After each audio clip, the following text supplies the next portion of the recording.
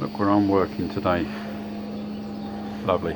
Last time I came there was a big dollop of poo just where that leaf is. Look, it looks a bit like a poo now. Drains overflowing, the drains are all faulty here, and the plant room's been filling full of sewage, and lovely. And just around here we had a leak on this pipe, but originally where my tools are here there was a huge tank here, and you just couldn't get in the place. It was like, you know, it was hell. Really nicely specified system, WB3A Viessmann boiler. I think it's a 45 kilowatt, I haven't quite checked it yet. 3 mixed circuits, no unmixed circuit, all on divicons.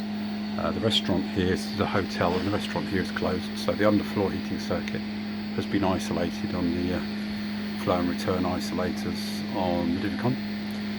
Next 2 circuits are open and running. And the thing I like about these divicons is you can actually see what delta T you're getting through the circuits. If we have a look up there, we can see we've got a flow temperature of about 54, 55 and a return temperature of 50. So delta T 5 on the upstairs radiators, and on the downstairs radiators here we have a flow of about 55 and a return of 38 approximately. Quite interesting. Now the upstairs radiators are quite interesting because these are ones that I've replaced, and they're all sized for 50-30, but there's a problem with the hydraulics and it needs repiping, and there's a little bit of a bypass, they don't really work, and there's a little bit of a short circuit up there. Diagnosed that many years ago, and they still haven't got round to running a new pipe work up there and sorting out that issue. So this water is just whizzing back round, coming back with a low delta T because of the short circuit. This circuit's working okay. I'm getting them heat there, and the ground floor is all underfloor heating, and that's switched off.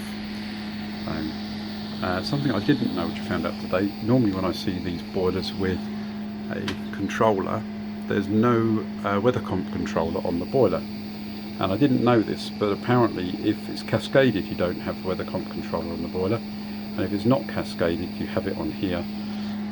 But also you can set the curves for the mixed circuits up here, so the curve on this one will only do an unmixed circuit, and this will also control the hot water.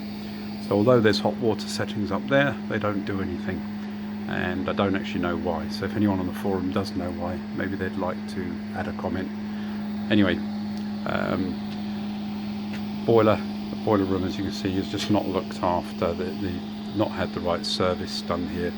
I know the original installer, I know him, he's one of the guys on the forum, and basically I believe he didn't get paid at the end of the job. I believe several people have been here and not got paid, and I've actually made them pay cash in advance before I would come here. So, which seems to be okay. I mean, the new owner here does seem to be alright, but you know, you can never be too careful once you've been bitten on the job, and you know there's a history of people being unpaid. You're not going to take a risk, are you? So yeah, anyway, I thought that was interesting. If any questions, I thought you might like to see a Viessmann system. By the way, this forms your low loss header, a horizontal low loss header, and then your flow and returns to your low loss header come off to form this distribution header, and then the divicons, each divicon has a mixing valve, 1, 2 and 3 mixing valves, which control the flow and return, the flow temperatures to each of these circuits. And each divicon pump, you can get different divicon pumps for different ratings. In fact, I think this is actually one off of a solar, might be one off a solar system, this one, rather than the correct pump. Yeah, okay, on the old 300s they used to have this modulating pump from Wheelo, and commonly the electronics went up the spout, and so you could disconnect this cable here and reprogram it to run on constant speed, which is obviously what's happened here sometime in its history. So this has been left disconnected. This is no longer a modulating pump, just a fixed rate pump, and usually within a few months of doing that the pump would fail, but this has been disconnected for a number of years and the pump's continued to give good service, so so be it. But it was a nice idea. They did a Grundfos pump as well for these and the Wheelo, but I don't think either of them were particularly successful. I remember changing hundreds of the Wheelos and a few of the Grundfos. So yeah, so today boiler, I got called out originally a couple of weeks ago. Boiler wasn't working, F4. The ionisation probe was distorted and bent out of shape. Where is it? It is this one here, sorry, was bent out of shape. I was able to track that down, just bent it back into position to get it running.